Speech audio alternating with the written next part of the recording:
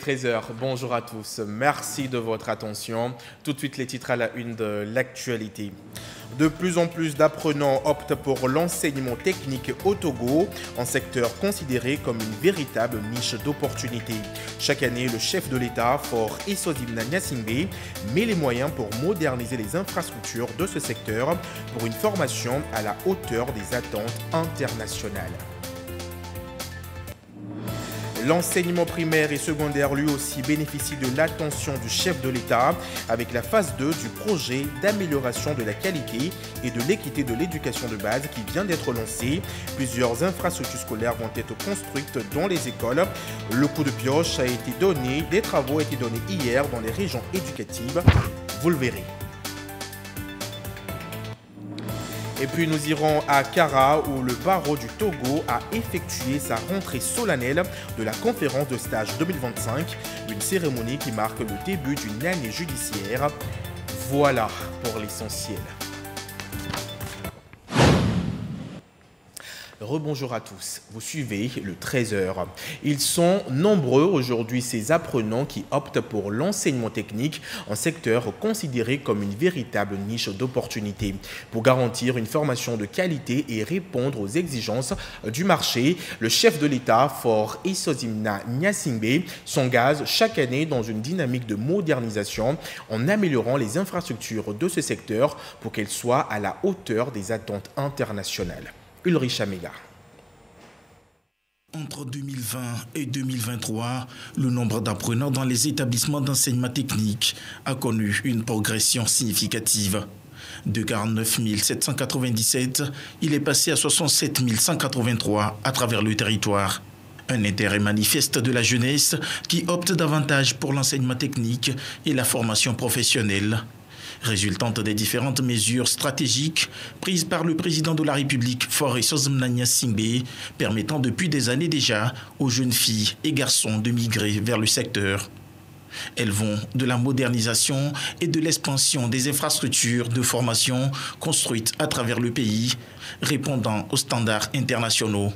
Plusieurs établissements techniques ont été dotés de laboratoires modernes, de matériel de pointe, de salles de classe numériques pour offrir une formation pratique et adaptée aux besoins actuels du marché du travail. Une nouvelle ère s'ouvre donc pour l'enseignement technique auquel le chef de l'État insuffle une nouvelle dynamique. Une dynamique qui en fait une voie privilégiée pour accéder à des carrières prometteuses, notamment dans le BTP, l'ingénierie, le génie civil, l'électronique, la mécanique d'entretien, le génie électrique et bien d'autres. Des programmes de bourse et un soutien financier sont accessibles aux jeunes, réduisant ainsi les barrières économiques capables d'empêcher leur scolarisation. Le partenariat avec le secteur privé a aussi été renforcé pour financer des programmes et offrir des stages afin de permettre aux apprenants de combiner études et expériences professionnelles. Le secteur étant considéré comme l'un des leviers de la croissance économique nationale. Le pays promeut également l'esprit entrepreneurial. Ceci afin d'inciter les apprenants de l'enseignement technique à créer leurs propres entreprises à la fin de leur formation. À ce niveau, le Fonds national de la finance inclusive FNFI joue un rôle clé. Le programme leur offre des microcrédits contribuant non seulement à la création d'emplois, mais aussi à l'émergence d'un tissu économique dynamique et diversifié. La vision du chef de l'État reste claire, parvenir à un taux d'insertion professionnelle d'au moins 80% à l'horizon 2025. Parlant d'enseignement technique, que vous soyez du milieu rural ou urbain, il est possible de réussir avec courage, détermination et volonté dans ce secteur. C'est le cas de deux femmes vivant à Sokodé, l'une étant apprenante et l'autre enseignante. Leurs parcours respectifs sont source d'admiration et illustrent parfaitement cette réalité. Regardez. Célestine Salima arrive au lycée d'enseignement technique de Sokodé où elle est élève depuis 3 ans. Avant son inscription dans ce grand lycée de référence, elle a fréquenté l'école primaire et le CG de Alomagny, un village de Langabou dans Blita 2. C'est un milieu rural, il faut faire au moins des kilomètres pour arriver au collège. Ça n'a pas été facile, les moyens étaient peu. Mais avec un peu de soutien et du courage, j'ai tenu et j'ai pu réussir à avoir mon BPC, pouvoir continuer au lycée technique parce que je voulais faire la mécanique. Déterminée à réussir avec le peu de moyens, Célestine s'est engagée à mieux travailler parmi ses camarades. Aujourd'hui, elle est en terminale F1, construction mécanique. Une apprenante bien appréciée par ses encadreurs. Elle fait beaucoup d'efforts. Il faut concilier les matières scientifiques et les matières techniques. Et ça demande beaucoup d'endurance. Quand les filles réussissent ces genres de séries industrielles, elles sont beaucoup plus appréciées. Elle fait beaucoup d'efforts pour pouvoir atteindre ses objectifs. Elles sont seulement 2 filles dans la classe, mais on ne sent pas que c'est une fille parmi les garçons. L'objectif visé par la jeune Célestine, c'est d'être un jour un exemple de réussite. Mon objectif, c'est de sortir de ce milieu rural et devenir une personne parce qu'on peut quitter un milieu rural pour devenir une grande personnalité plus tard et revenir contribuer à l'évolution de son village. Donc à toutes mes soeurs qui sont dans les villages, vous pouvez y arriver. Madame Efouabe Meleme, enseignante dans le même lycée, peut valablement être une source d'inspiration pour toutes les filles, surtout celles issues du milieu rural comme elle. Je viens de Patatoukou, dans la préfecture de Amou. J'ai fait mon cours primaire à Amoblo et le collège d'enseignement technique à Pia. Que tu sois du milieu rural ou urbain, quand on est déterminé, on réussit facilement sa vie. Après mon CAP au CT Pia, j'ai passé le concours des formateurs de l'enseignement technique. J'ai commencé avec le CAP, mais aujourd'hui, je vis avec le CAP PTA2, qui équivaut à la licence professionnelle. Efouabe lance donc un appel à toutes les filles à la détermination pour relever le défi. J'exhorte les filles, surtout celles du milieu rural, qu'elles peuvent fréquenter et arriver à un gros niveau. Il suffit d'être déterminé. Le succès est au bout de l'effort. Célestine Salima progressivement avance pour atteindre son objectif et relever le défi, comme Efouabe Meleme. On fait l'alésage parfois si... Un reportage de Désiré Aloy. L'enseignement primaire et secondaire n'est pas resté en marge de la politique de modernisation du chef de l'État. En témoigne la phase 2 du projet d'amélioration de la qualité et de l'équité de l'éducation de base qui vient d'être amorcé. Il va permettre la construction de plusieurs infrastructures scolaires dont diverses écoles. Le coup de pioche des travaux a été donné hier mardi dans les différentes régions éducatives. Les étapes Grand Lomé, Maritime et Plateau Ouest avec Issa Karouna. EPP à Saoun, groupe B dans la V. C'est ici que le temps a été donné pour le compte de la région maritime aux travaux de construction des bâtiments scolaires dans le cadre de la phase 2 du projet d'amélioration de la qualité et de l'équité de l'éducation de base PAKEB. 10 ans après sa création, cette école va enfin bénéficier d'une infrastructure scolaire moderne équipée grâce à ce projet. Fini aujourd'hui nos peurs, parce qu'à chaque fois qu'une pluie s'annonce, à chaque fois qu'un vent violent se met à s'ouvrir, nous parents d'élèves, nous mettons nos bras en l'air. Que deviendront nos enfants? Je crois qu'aujourd'hui, cette peur est partie.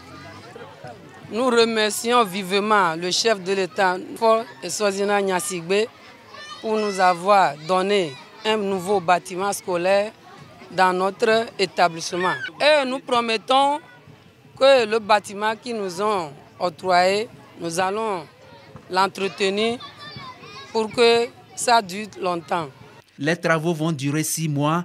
Le réalisateur de l'ouvrage s'engage à être dans le délai. On a fait l'ouverture aujourd'hui. D'ici lundi, on va démarrer les travaux. Mon souhait le plus ardent, c'est que je dois terminer avant le 6 mois. Au plus tard, le 4 mois, je vais livrer ce bâtiment. Tout comme dans les autres régions éducatives du Togo, l'école primaire publique Novici Makiatom dans les plateaux ouest va aussi bénéficier d'un bâtiment scolaire doté de bureaux et de blocs de latrines pour le compte de ce projet. C'est un bâtiment constitué de 3 salles de classe avec un bureau et un magasin. Et au-delà de ça, il y a 2 blocs de latrines qui seront construits, constitués de 3 cabines chacun. Ce bâtiment moderne va améliorer la qualité de l'enseignement et répond aux attentes des bénéficiaires. De jour en jour, l'effectif augmente. Le besoin se fait sentir. Mais le nouveau bâtiment qu'on vient nous donner maintenant, ça comble un peu notre vide. Nous disons merci au chef de l'État d'avoir pensé à nous. Au lycée Bekota, c'est le directeur de cabinet du ministre des Enseignements primaires et secondaires qui a donné le coup de pioche des travaux pour le compte du Grand Lomé de la construction des bâtiments scolaires dans les établissements bénéficiaires de ce projet. Un geste qui réjouit les parents d'élèves. Un mot de remerciement au président de la République, son Excellence M. Faure Richard Zina Gnassingbé.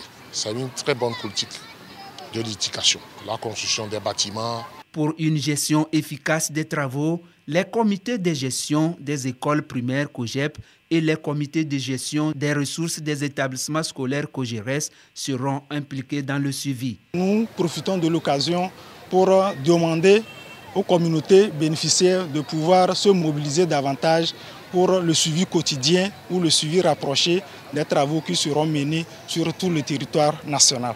La réalisation de ces ouvrages s'inscrit dans la dynamique du gouvernement togolais d'apporter des changements transformationnels au système éducatif en lien avec la feuille de route gouvernementale Togo 2025.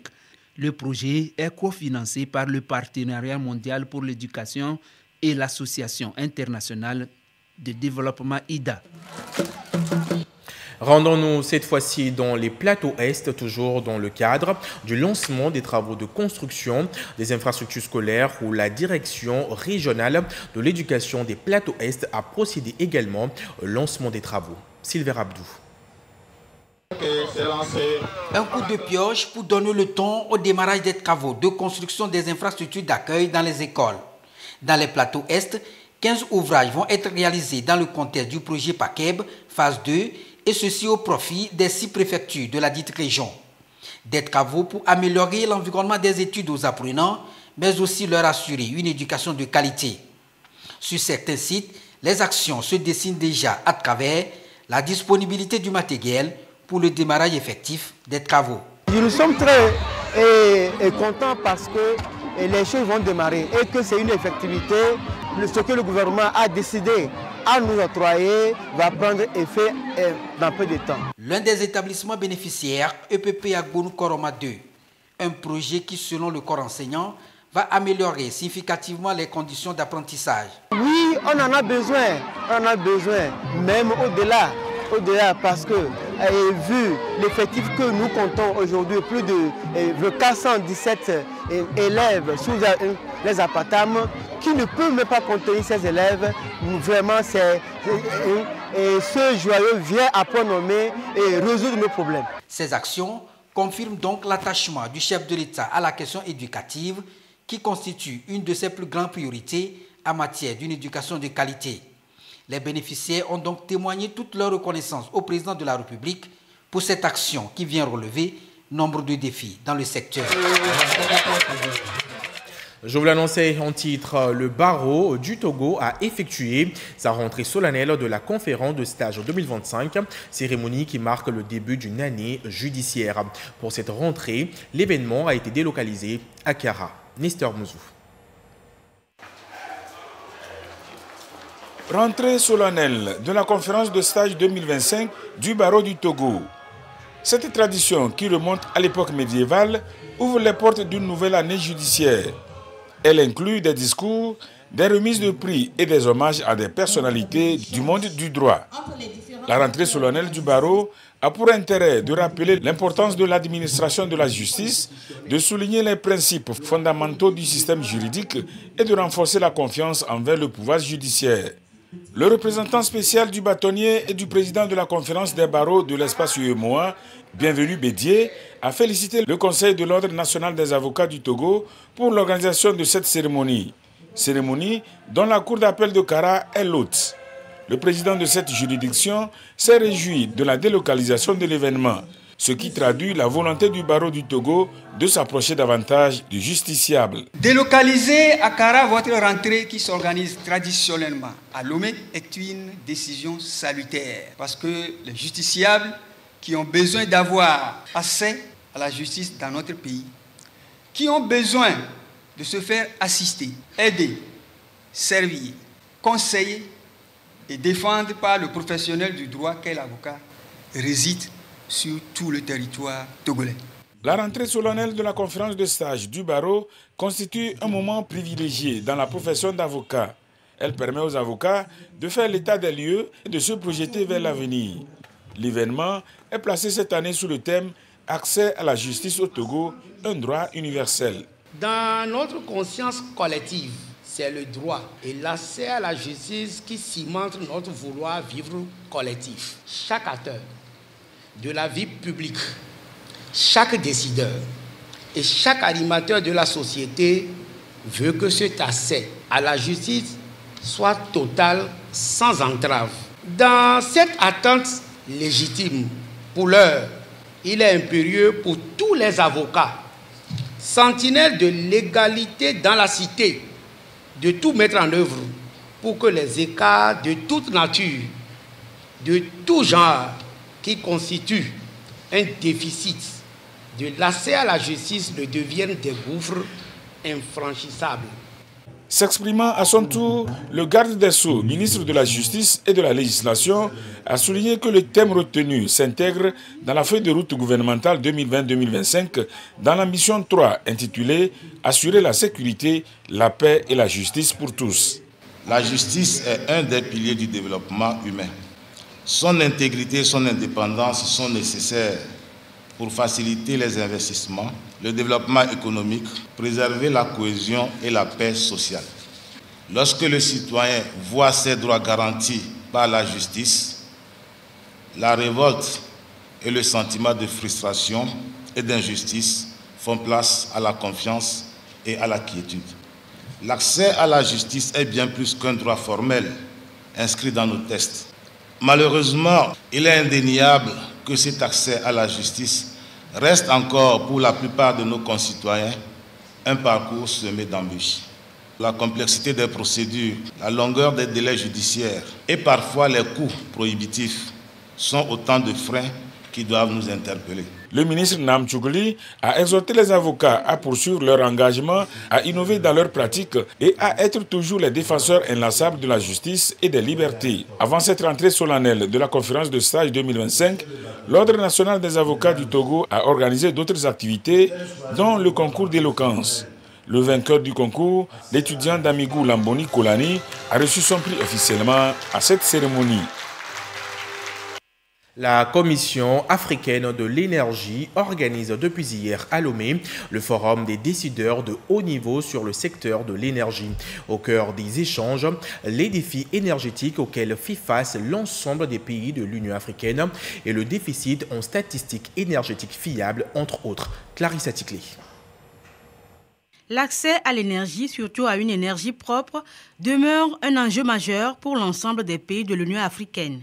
La Commission africaine de l'énergie, AFREC, a initié le forum des décideurs de haut niveau sur le secteur de l'énergie en vue d'engager des discussions pour relever ce défi des pays de l'Union africaine qui font face à un faible taux d'accès de leur population à l'énergie. On est ici à Lomé pour discuter des défis que fait face le secteur de l'énergie en Afrique. Nous devons aussi discuter des questions sur le renforcement des capacités. Enfin, le forum va fournir aussi une contribution sur ce que fait AFREC et comment améliorer l'appui que nous apportons aux États membres. Environ 600 millions d'Africains n'ont pas accès à l'énergie et 1 milliard toujours en marge des technologies de la cuisson propre. L'Afrique continue en outre d'importer du pétrole et du gaz à coût de milliards pour ses populations. Autant de défis qui retiendront également l'attention au forum de Lomé. La plupart de nos ménages utilisent la biomasse pour la cuisson. Le forum va fournir aussi une contribution sur ce que fait AFREC et comment améliorer l'appui que nous apportons dans le domaine des questions de statistiques énergétiques parce qu'on a besoin de données fiables pour pouvoir prendre des décisions éclairées pour le secteur de l'énergie de haut niveau sur comment AFREC peut les appuyer pour développer aussi les systèmes d'information énergétique nationaux. Convaincu que pour venir à bout des défis énergétiques, la collaboration s'avère déterminante, l'Union africaine veut renforcer cette synergie entre ses États membres et le Togo, qui a amorcé une transition vers des sources d'énergie plus durables, partage ici les efforts engagés par le chef de l'État pour fournir de l'énergie propre à plus de 70% de sa population. Sous le leadership avisé de son Excellence, M. Faure Essomzina Gnassingbé, président de la République du Togo, le Togo vise l'accès aux services énergétiques pour tous à l'horizon 2030, avec une large part faite aux énergies renouvelables, dans son mix de production énergétique, pour amorcer la transition énergétique. Il a placé la lutte contre le changement climatique et le développement durable au centre des priorités nationales. 8 programmes sont actuellement approuvés par l'Union africaine et mis en œuvre dans ses États membres.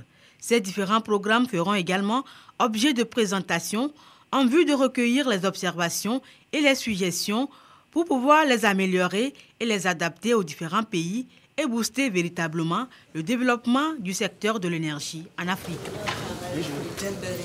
À présent, je vous fais lecture de ce communiqué qui nous vient du ministère de la Santé et de l'Hygiène publique.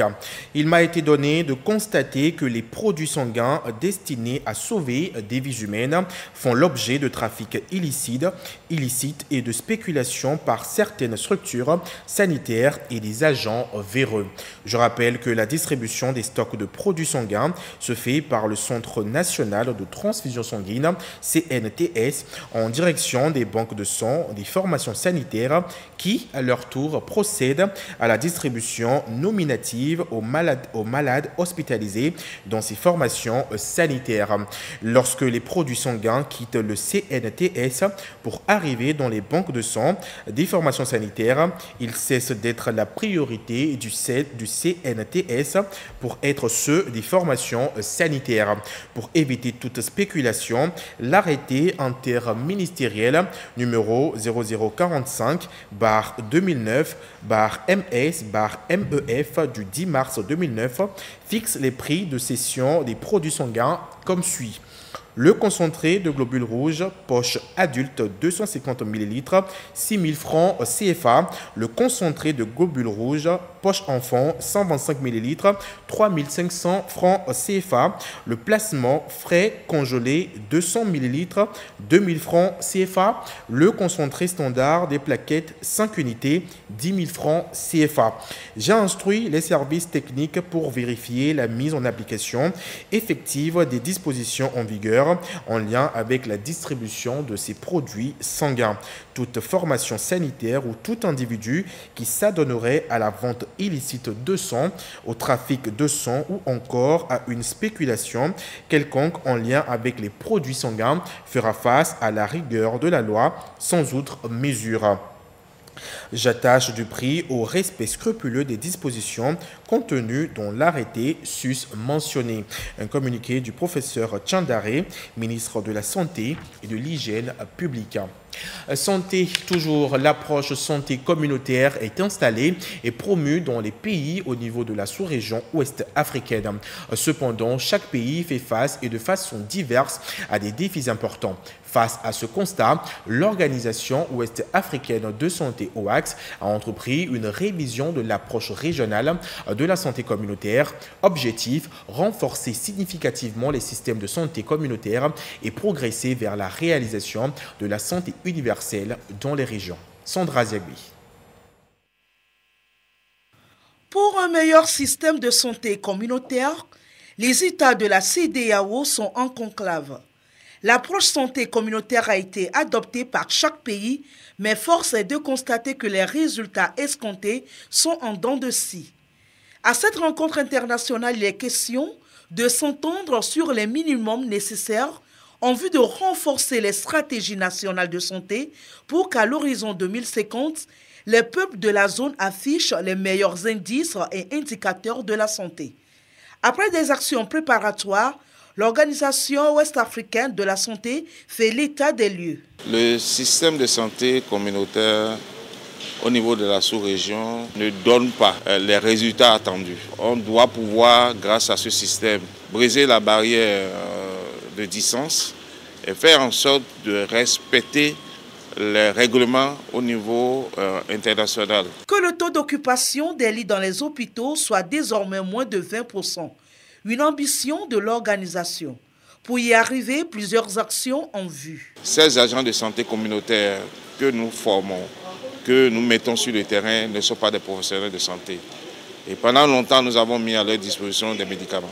Donc nous sommes obligés maintenant de nous revoir entre partenaires, de nous entendre pour savoir comment faire l'arrimage en sorte que nous respections les directives de l'OMS. Entre partenaires financiers et l'OMS, nous allons nous entendre sur un minimum pour rendre désormais pérenne cette activité-là qui est essentielle, qui soutient la base de tout système de santé. L'atteinte de la couverture sanitaire universelle d'ici à 2030 reste un défi majeur pour la plupart des pays ouest-africains. Au Togo, avec la feuille de route gouvernementale adoptée en 2020, il est question d'atteindre l'accès universel à la santé, l'amélioration des soins primaires en s'appuyant sur les agents communautaires. Cette rencontre régionale va permettre aux pays membres de s'accorder sur les principes fondamentaux qui sous-tendent l'autonomisation de la communauté et progresser vers la réalisation de la santé universelle dans la région. Et nous restons dans le domaine de la santé. Une grande campagne de sensibilisation et de dépistage du cancer de sein a été organisée par la Fondation Agir Ensemble pour l'Afrique hier à Lomé. L'événement s'est tenu au marché de Redranawe, placé sous le thème « Mobilisons-nous contre le cancer de sein ». Cette campagne de sensibilisation vise à sensibiliser les femmes sur le dépistage du cancer de sein, un mal qui affecte de plus en plus. Gisèle Kozona. C'est le plus fréquent des cancers chez la femme, le cancer du sein. Détecté tôt, après examen, la vie de la femme est épargnée. Une lutte menée par la Fondation Agir Ensemble pour l'Afrique et ses partenaires à travers cette campagne de sensibilisation qui invite les femmes à se faire dépister. Chaque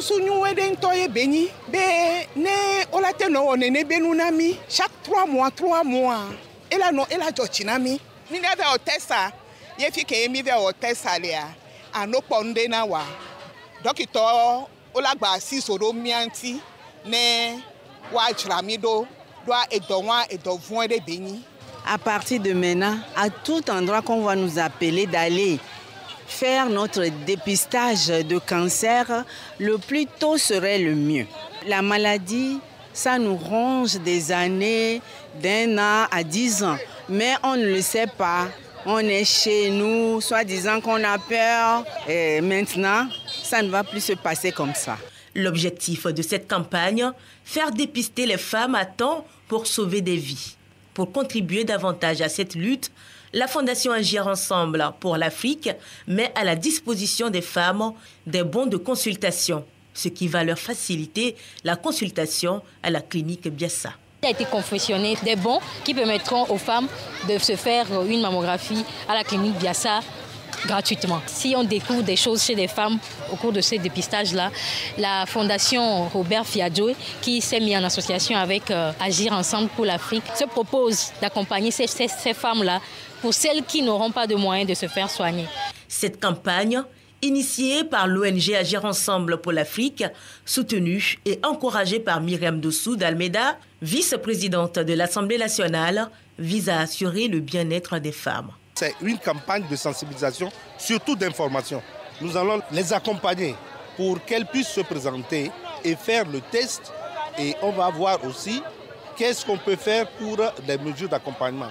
Sur place, il est démontré l'autopalpation. Chacune d'elles a pris part à l'exercice soutenu par les hommes.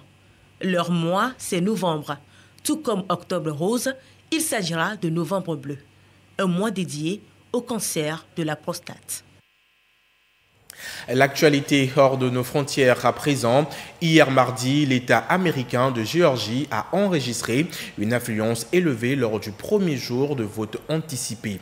Les autorités ont signalé une participation importante, ce qui pourrait influencer le résultat de l'élection présidentielle en novembre. Et nous revenons au Togo et nous poursuivons avec un communiqué qui nous vient de la Caisse nationale de sécurité sociale.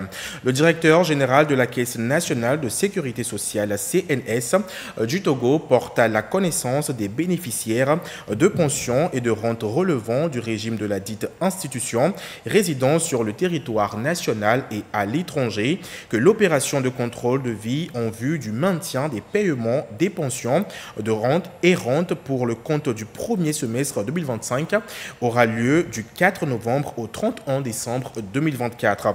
L'opération se déroulera à distance et consistera à collecter des données biométriques des bénéficiaires via BioSécu sur le portail électronique www.cns.tg ou par en lien. Elle concernera tous les pensionnés et rentiers régulièrement payés jusqu'à la fin du mois d'octobre 2024. Notez bien, les bénéficiaires concernés doivent disposer d'une pièce d'identité valide, carte nationale d'identité, carte d'électeur, permis de conduire, carte de séjour, livret d'épargne et d'un numéro de téléphone opérationnel, puis se référer à la notification d'attribution du droit ou au récépissé du dernier contrôle de vie pour relever les références du droit, numéro d'assurance avant de se connecter à BioSécu.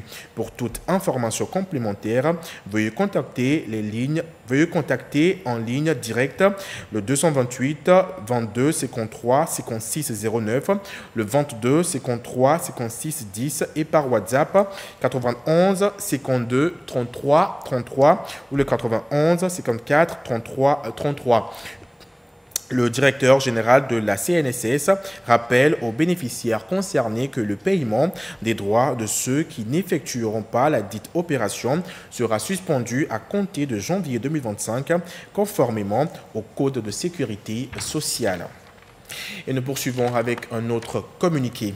La compagnie Énergie électrique du Togo, CET, informe son aimable clientèle qu'elle enregistre depuis hier soir des perturbations dans la fourniture de l'énergie électrique due à la perte de tension provenant du Nigeria. Les équipes techniques sont à pied d'œuvre pour un retour progressif de la fourniture dans toutes les localités affectées. La direction générale de la CET présente ses excuses à sa clientèle et la rassure que toutes les dispositions sont prises pour minimiser ces perturbations et la remercie pour sa compréhension. Et pour finir, je vous donne les numéros gagnants du Loto Benz, tirage numéro 1761 du 16 octobre 2024. 26, 21, 40, 57, 06. Je reprends. 26, 21, 40, 57 06. Fin de ce journal. Merci à vous de l'avoir suivi. Merci de votre attention. Bon après-midi à toutes et à tous.